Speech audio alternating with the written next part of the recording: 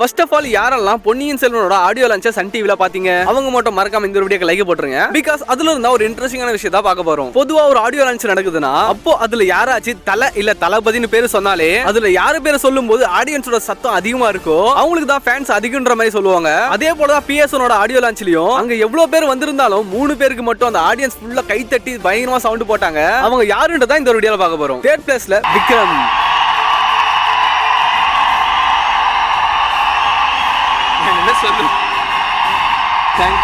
Second பிளேஸ்ல கண்டிப்பா super star தான்.